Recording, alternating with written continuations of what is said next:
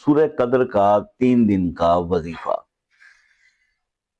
رزق کی وسعت کے لیے، بے حساب رزق کے لیے سورہ قدر کا یہ 3 دن کا وظیفہ، یہ 3 دن کا عمل آپ کر لیں۔ کیسے کرنا ہے میں بتاتا ہوں۔ عشاء کی نماز کے بعد آپ اس کو شروع کریں۔ عشاء کی نماز کے بعد آپ تنہائی میں بیٹھ کر پاکیزہ جگہ پہ خوشبو لگا کے 113 بار سورہ قدر پڑھیں۔ وقت مقرر کر لیجئے، اول آخر 11 بار درود شریف پڑھ لیجئے، اور اس کو آپ نے مسلسل 3 دن کرنا ہے۔ جمعرات کو شروع کر لیں یا جمعے کو شروع کر لیں، یعنی جمعرات کی بدھ کے جب یعنی جمعرات کی شام کو کر لیں یا جمعے کی شام سے شروع کر لیں، ٹھیک ہے؟ تو یہ آپ کریں اور 3 دن اس کو مسلسل کر لیں۔